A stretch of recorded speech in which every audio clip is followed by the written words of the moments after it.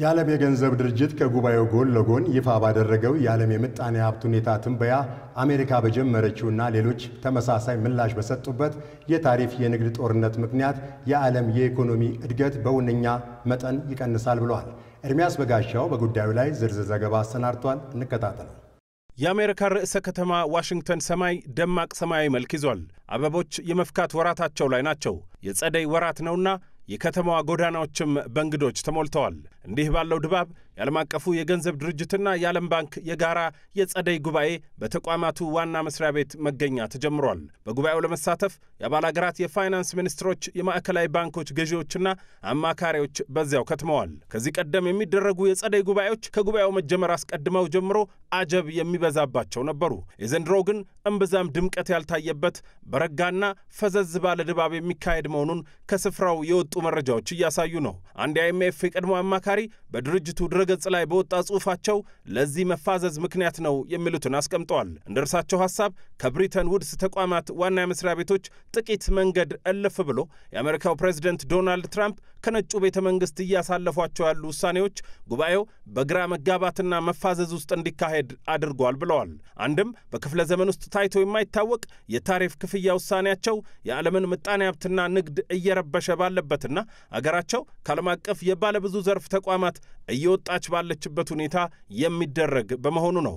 ይህ አሜሪካ በዓለም ባንክና በዓለም አቀፉ የገንዘብ ድርጅት ያላትን የገዘፈ ድርሻ በመተው ከድርጅቶቹ ትወጣ ይሆን ወይ የሚል ስጋት ጥላ ያጠላበት ጉባኤ ነው።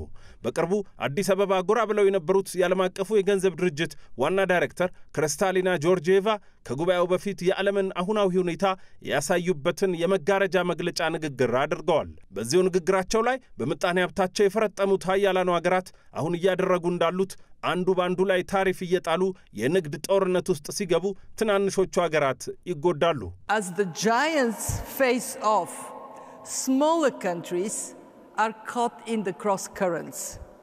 China, the EU and the United States. የግዙፍ ኢኮኖሚ ባለቤቶች በንግድ ውድድር ሲፋጠጡ ትንንሽ ሀገራት በወጀቡ ይያዛሉ። ቻይና፣ አሜሪካና አውሮፓ ህብረት ከትልቅ ሀገራዊ ምርታቸው አንጻር አነስተኛ ቢሆንም ትልቅ ምርት ተቀባይ ሀገራት ናቸው። እያንዳንዱ እንቅስቃሴያቸው በቀሪው ዓለም ላይ ተጽዕኖ ያደርጋል። በማደግ ላይ ያሉ ሀገራት እድገታቸው በንግዱ ላይ የተመሰረተ ነው። በዚህ ምክንያት በጣም የተጋለጡ ናቸው። ትልልቆቹ ሀገራት በራሳቸው የውስጥ ጉዳይ ላይ ስለሚያተኩሩ የእርዳታ ፍሰት እየቀነሰ ነው። ይህ ደግሞ ዝቅተኛ ገቢ ባላቸው ሀገራት ላይ ተጨማሪ ራስ ምታት ይሆናል። Collapsing aid flows as donor countries pivot to dealing with domestic concerns. ይህ ብቻ አይደለም። አሁን እየተካሄደ ያለው የንግድ ጦርነት አንድ ምርት በተለያዩ ሀገራት ተደጋጋሚ ታሪፍ እንዲጣልበት ተገማች ባልሆነው የንግድ ሁኔታ መነሻነትም የኢንቨስትመንት ውሳኔዎች ያዝ ሊደረጉ የሚችሉበት ሁኔታ ይፈጥራል። ይህ ደግሞ የዓለም የምጣኔ ሀብት እድገት ላይ ቀጥተኛ አሉታዊ ተጽዕኖ ፈጥሯል። ሁሉም ሀገር የራሱን የቤት ሥራ የሚሰራበት ጊዜ መሆኑን የጠቀሱት ዋና ዳይሬክተሯ ይልቁንም በማደግ ላይ ያሉ ሀገራት ሊወስዷቸው የሚገቡ እርምጃዎችን በንግግራቸው ጠቅሰዋል። Emerging market economies should preserve exchange rate flexibility as a shock. በማደግ ላይ የሚገኙ የገበያ ኢኮኖሚ ሀገራት ተለዋዋጭ የሆነ የምንዛሬ ፖሊሲን መተግበርን በመቀጠል እንደ አደጋ መከላከል መጠቀም አለባቸው። መቼ በምን ሁኔታ እንዲህ አይነት ጊዜያዊ እርምጃዎች መውሰድ እንደሚገባቸው የኛን የፖሊሲ ማዕቀፍ መመልከት ይችላሉ። የበጀት እጥረት በሁሉም ቦታ አስቸጋሪ ምርጫ ውስጥ እንድንገባ ሊያደርግ ይችላል። ዝቅተኛ ገቢ ባላቸው ሀገራት ላይ ደግሞ ይህ ይብሳል። እነዚህ ሀገራት የውስጥ አቅምን በደንብ ከመጠቀም በተጨማሪ ከዓለም አቀፍ አጋሮችም የፋይናንስ ድጋፍ መፈለግ ሊኖርባቸው ይችላል። And to secure critical financial assistance. ዋና ዳይሬክተሯ የጠቀሷቸውን የማክሮ ኢኮኖሚ እርምጃዎች አስቀድማ መውሰድ የጀመረችው ኢትዮጵያም በጸደዩ ጉባኤ ላይ እየተሳተፈች ነው። የገንዘብ ሚኒስትሩ አህመድ ሺዴ በሚመሩት ልዑክ ውስጥ የብሔራዊ ባንክ ገዢው ማሙ ምህረቱና የገንዘብ ሚኒስትር ዴኤታው ኢዮብ ተካልኝ እንዲሁም የጠቅላይ ሚኒስትሩ የኢኮኖሚ አማካሪ ተክለወልድ አጥናፉ ተካተውበታል።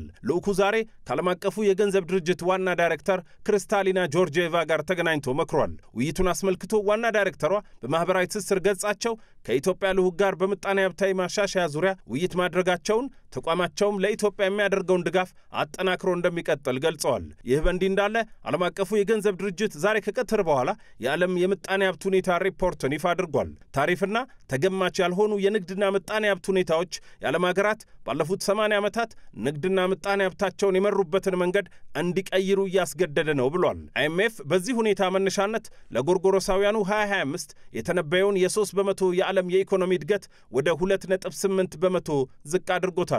በማደግ ላይ ያሉ ሀገራት እድገትም ከተገመተው ይቀንሳል፣ የዓለም ዋጋ ግሽበትም ጭማሪ ያሳያል ተብሏል በሪፖርቱ።